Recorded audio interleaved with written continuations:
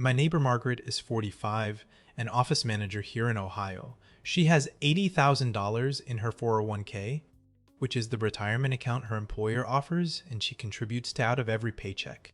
Last month, she looked up the average American 401k balance and found $168,000. That puts her $88,000 short of average.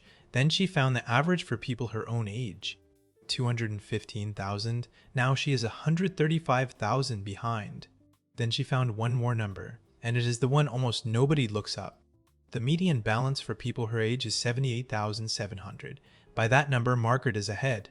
Same woman, same $80,000, same afternoon. 3 numbers, and 2 of them told her she was failing. 2 of those comparisons were the wrong comparison. The 2026 numbers came out this year, and they show exactly why. I'm Tom. This channel is about real personal finance, the kind that works for normal people instead of the kind that sells you something. No motivational fluff, no fantasy returns, no get rich quick, just what the math actually does over time. If that is what you want, hit subscribe. One fact explains why almost everyone who looks up these numbers walks away feeling behind. The average 401k balance sits at roughly the 75th percentile. Read that again. When you compare yourself to the average, you are comparing yourself to somebody in the top quarter of all savers. About 3 out of 4 people are below it. That is not because 3/4 of Americans are failing. It is arithmetic.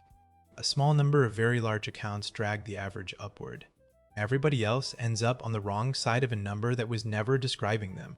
Vanguard says this outright in their own report.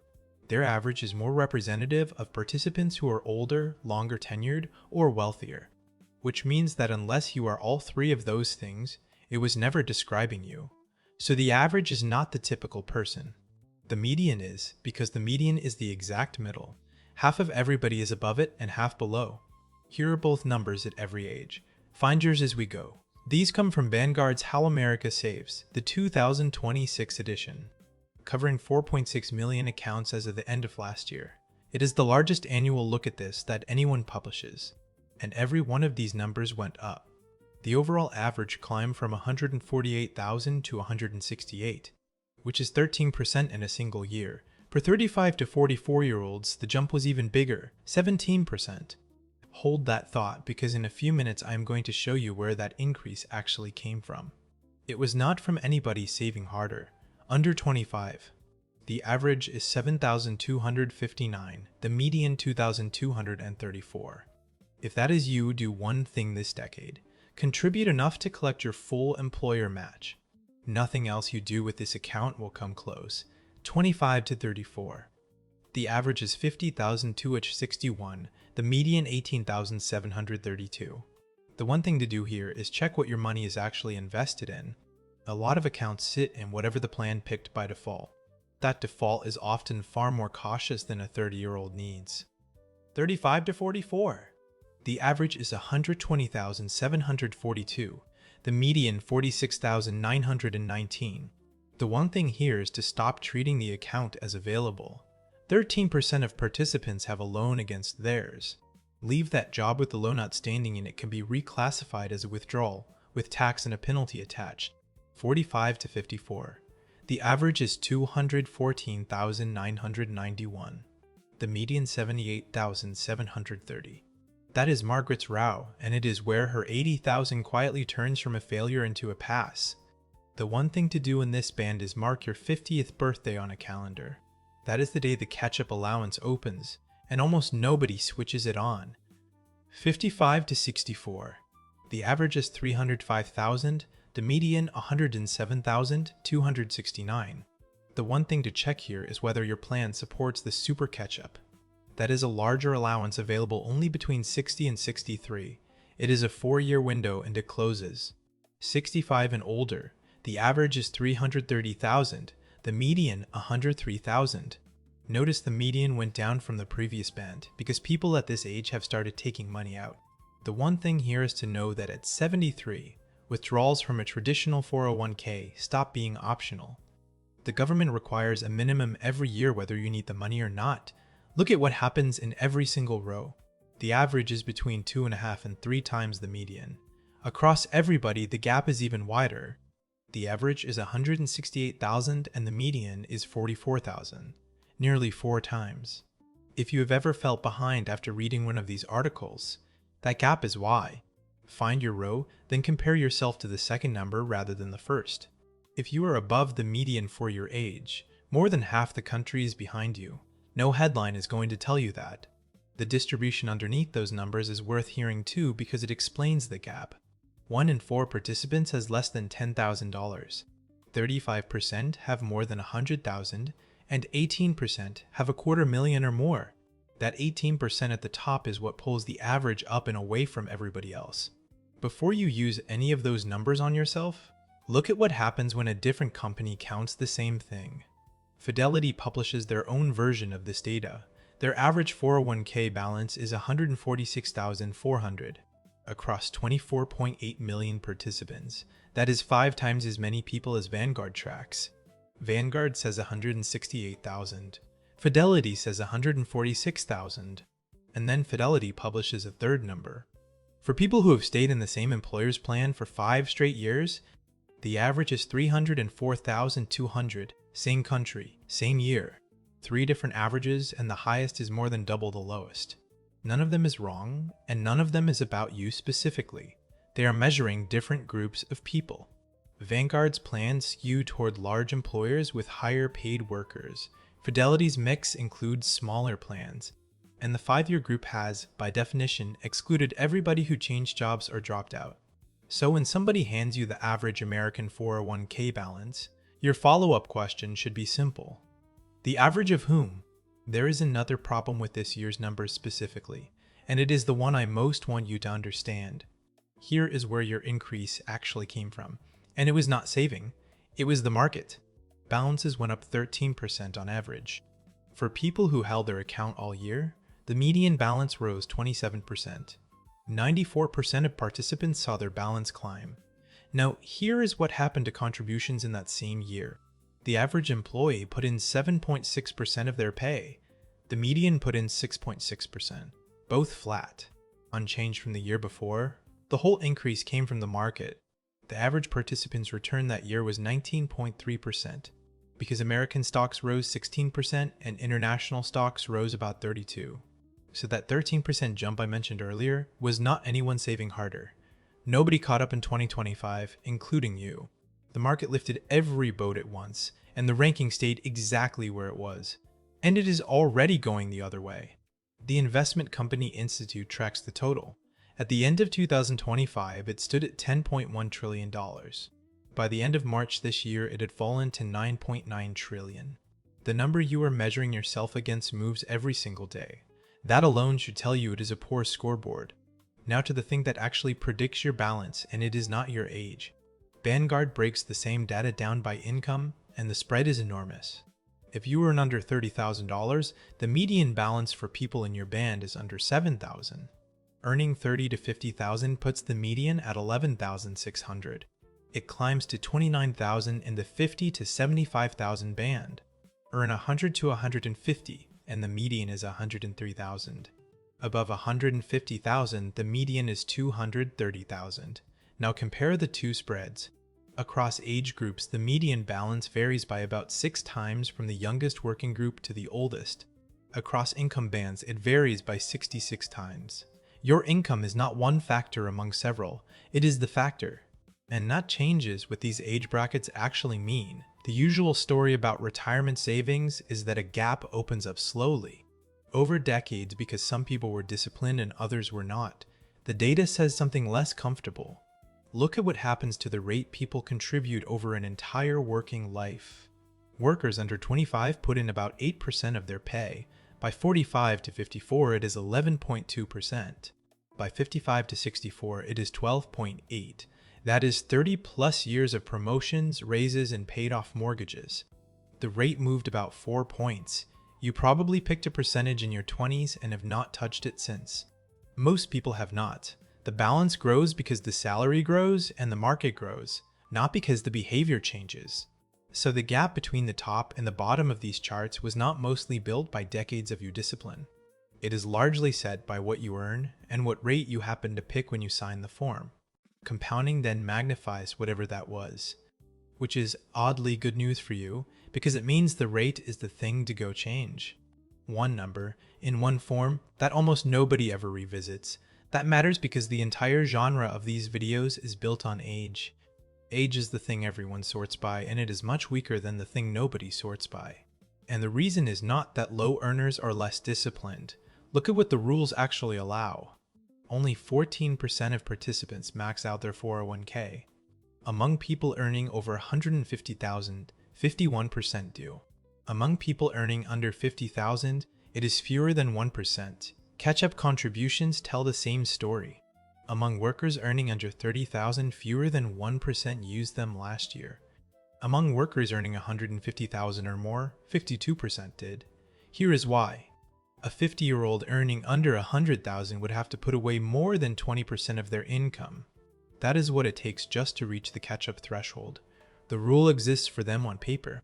In practice, it is somebody else's rule. So if a benchmark is making you feel like you failed, check who it was built out of. Usually, it is people who earn more than you. Even the median is not really the number that matters though. Here is why. A 401k balance tells you almost nothing on its own. It only means something next to two other things, and the first one is your age. Take $100,000 and put it in front of 4 different people. For the 45-year-old, that $100,000 has 20 years of growth ahead of it. Left completely alone at a 7% return after inflation, it becomes about $387,000 by 65. For the 55-year-old, the same $100,000 has 10 years. It becomes about $197,000. Same balance today, $190,000 apart at retirement. So when somebody your age posts their balance and it matches yours, that tells you almost nothing. What matters is how many years are standing behind it. The second thing a balance means nothing without is what you plan to spend. Take the median for 55 to 64, $107,269. That is the group closest to retiring, so it is the number that scares people most. Run it through the standard rule of thumb, which says you can pull out about 4% a year without running dry. That balance produces about $4,300 a year, $358 a month. That sounds like a catastrophe. It is not the whole picture, and here is the part that gets left out. The average Social Security benefit is about $2,084 a month. Add that to the $358 and the household is at roughly $2,440 a month. Look at the split. For that median household, Social Security provides about 85% of their retirement income, and the 401k provides 15%. Everybody is staring at the number that determines 15% of the outcome. That said, if you are in that 55 to 64 group, the 10 years you have left do more than you would think. Take that median balance of $107,000. Left completely alone for 10 years, it grows to about $211,000, roughly $700 a month. Now add the catch-up contribution, which is the extra $8,000 a year that anyone 50 or over is allowed to put in. 10 years of that and the balance lands near $321,000, about $1,070 a month. One extra allowance used consistently for a decade adds $110,000. Only 17% of eligible participants used it at all last year. Among those aged 60 to 63, who were allowed even more, 19% used any and only 9% used the full amount. The door is open and almost nobody walks through it. If you are over 50 and have never checked whether your plan allows it, make the call. 10 minutes with a 6-figure answer attached. I am not saying the 401k does not matter, but take 2 people who both have $100,000. One owns her house outright and has a full Social Security record. The other still has a mortgage and a patchy work history. The balance is identical. Their situations are not remotely comparable. That is the real reason these benchmark videos do not work. They compare one number while ignoring the 4 other numbers that decide the answer. So here's what to do instead, and it is 3 steps. First, find your median, not the average. Look up your age band and use the second number. That tells you where you stand against people in the same stage of life. Second, and more useful, find the median for your income band. That tells you where you stand against people with the same amount of money to work with. It is a fairer comparison and usually a kinder one. Third, the one that actually changes anything. Stop asking whether you are behind other people. Ask whether you are behind yourself. Write down what you expect to spend in a year in retirement. subtract what Social Security is projected to send you, which you can find at the Social Security website in about 10 minutes. Whatever is left is the gap your savings actually has to fill. Multiply that annual gap by 25. That is your number, and it has nothing to do with the national average or anybody else's balance. I walked through that calculation in the video about the $1,000 per month rule. For most people, the answer comes back far smaller than they feared. Everything I just told you has limits, and they cut both ways. The Vanguard data covers Vanguard's plans, which lean toward larger employers. It does not capture people with no workplace plan at all, and those people are not a small group. The numbers also only count what is inside a 401k. They do not include IRAs, old accounts left at previous jobs, pensions, home equity, or a spouse's savings. Plenty of people who look behind on this chart are not behind at all once you count everything they own. You can see the size of that blind spot in the government's own data. The Federal Reserve puts median total retirement savings for households aged 55 to 64 at around $185,000. Vanguard's 401k only median for that same age group is $107,000. So roughly $78,000 of the typical household's retirement money is sitting somewhere this chart cannot see. Old accounts, IRAs, a spouse's plan. If you have ever left a job, some of your own answer is probably invisible on it too. And the reverse is also true. Somebody at the 90th percentile with high fixed costs and no other assets can be worse off than a median saver who owns her house. There is one more piece of the 2026 data I do not want to skip because it is the part that actually worries me. Balances hit records last year. So did hardship withdrawals. 6% of Vanguard participants took one last year, up from 2% in 2021. 4 straight years of increases. The median withdrawal was $1,900. 36% of people who took one were trying to avoid foreclosure or eviction. 31% recovering medical bills. $1,900 is not a retirement problem. It is an emergency fund problem showing up in the wrong account. There is a structural reason it got easier to do. Only 10% of plans now require documentation before approving a hardship withdrawal. It used to be nearly all of them. Workers earning under $100,000 were 3.5 times more likely to take one than workers above that line. So the same group whose balances sit lowest on the chart is also the group most likely to be pulling money back out of it. That is worth sitting with because it means the chart is not just measuring who saves more. It is partly measuring who can afford to leave it alone. And if you have ever had to raid yours, that is a cash flow problem wearing a retirement costume. If your 401k is doubling as your emergency fund, that is worth more of your attention than any benchmark in this video. A separate cash cushion, even a small one, is what keeps the retirement account doing the job it was built for. Back to Margaret.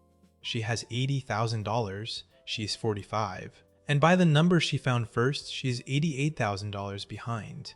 By the number that actually describes people her age, she is slightly ahead. Nothing about her balance changed between those two sentences. Only the comparison did. No benchmark told her what her actual situation looks like, so here it is. Margaret has 20 years until 65. If she never adds another dollar, her $80,000 grows to about $310,000. That produces roughly $1,000 a month on top of Social Security. If she adds $250 a month, she lands near $433,000. At $500 a month, $556,000, which is about $1,850 a month of income. None of those numbers appear on any chart of average balances. They are the numbers that decide her retirement. There is one more lever worth checking before anything else. Say Margaret's employer matches 50 cents on the dollar, and she is contributing 3% of a $60,000 salary. Moving to 6% adds about $74,000 to her final balance from the match alone. Her own money goes up by $1,500 a year. The match does the rest. That single form, filled out this week, moves her more than any amount of comparing herself to strangers ever will. The average is a real number, and it describes a real group of people. It was simply never built to describe you. And using it that way is how a perfectly reasonable balance starts to feel like a failure. So find your row and use the second column. Then go do the one calculation that actually matters, which is the gap between what you will spend and what is already coming to you. If this was worth your time, hit subscribe. I will see you in the next one.